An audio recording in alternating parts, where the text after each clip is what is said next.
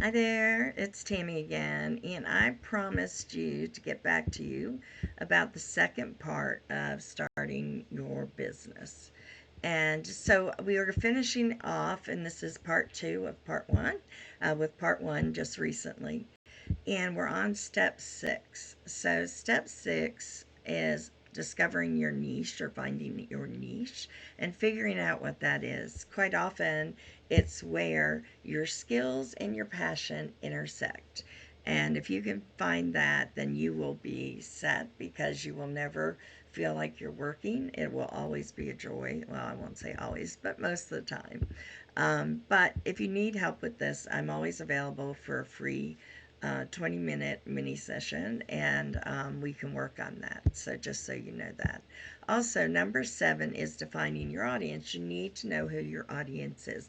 Just like mine is women online service providers and helping them grow a fabulous business where they work less and make more. That's my audience, is those who want to do that.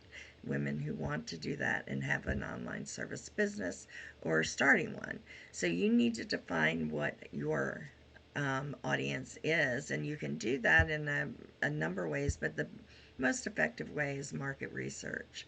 And then when you do your market research, you're going to figure out what you want to do is really create a buyer persona, is what they call it, or an avatar. And you're going to envision one person in your audience, and you're going to define their age, their behavior, their gender, their average income, their hobbies, and where they hang out. Okay? If you need help with that, I have a storyboard on my free offers on fearlessbusinessboss.com. So look at that and work on the storyboard. It can be really helpful if you need help with that. And number eight, step eight, is brand design. Now that's important because you want people to recognize your brand no matter where it is. You want to have what is included in brand colors, or brand colors rather, in brand design, brand voice, your logo, and your icon. These are all important. Bender says digital branding consists of creating a consistent brand voice, tone, style across online content, including interactive marketing tools, video content, landing pages, video ads, and social media content, and more.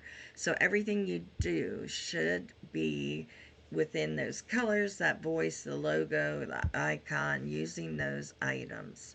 So it's really important that you keep in line with that. Or if you want people to recognize you and know you for you. Number nine, budgeting. You need to figure out what your expected revenue would be, your expected expenses, advertising, business costs, cost of doing business, general operating expenses, payroll, and overhead expenses. You want to figure those things out, and you want to budget for the upcoming year always, or at least do quarterly budgeting so you know where you are and what is going on. Part of what should be budgeted as well is your insurance. Always include for online service providers an E&O policy, errors and omissions policy, and that's super important. Sometimes we don't even need the liability because that's more about people coming into your office. So if you don't have people coming in, that's not always needed, but you should talk to an insurance agent and you're in your area and really find out all the details for that, because just disclaimer, I'm not a lawyer, I'm not an accountant, and I'm not an insurance agent. So I always suggest speaking with those three individuals is really important. So finding an accountant, legal person, as well as an insurance agent. And I highly recommend Legal Shield if you need help with the legal end. Now, step 10, contracts and intake forms, super important. And if you have Legal Shield, they'll help you develop a contract. There's also lots of sites out there who offer a free contract, just a general contract. But some things to consider when you're creating a contract are who is the party receiving services and the party who is providing services. And you want a detailed explanation of the scope that you're going to provide for them. You want to know when the date of service begins. You want to include a confidentiality agreement as well as an intellectual property agreement. And you can usually find those online as well, but like I said, it really helps to consult a lawyer at least for the first contract so you have an idea of what needs to be included in all your contracts. Also, keep in mind that on a contract it should include that any legal services or anything legally needing to be done or taking place should be taking place within your jurisdiction. So for me, that would be Virginia. So wherever you're located in whatever state, whatever county, whatever province or country. Now, the intake form, also a major factor when you're starting a business because you need to collect data from your new clients, right? Some of the things that you want to collect depending on what you provide. So, let's say, for example, well, definitely you need to collect the basics, which is their full name, the business name, their address, both physical and mailing address, email addresses, personal and professional, and a phone number, both office and cell phones. These are must haves. You definitely need to collect.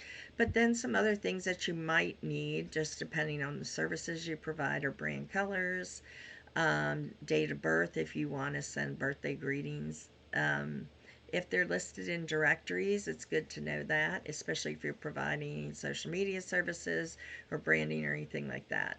You want to ask them what their preferred method of communication. And there's so much more that I put a whole list of it on my blog that's on fearlessbusinessboss.com. You can see it there. So just keep in mind, and this is just part two, and these are general broad strokes for starting a business. I have a brand new Start Your Business checklist on my website, so I recommend that you go download that as well under free offers. And that's it for today. I hope that you have a great time starting up or growing your business, working less and creating more revenue. So if you need help with that, I'm available. I'm Tammy, and I am a business coach with Fearless Business Boss. Thanks for watching. Please subscribe. Bye.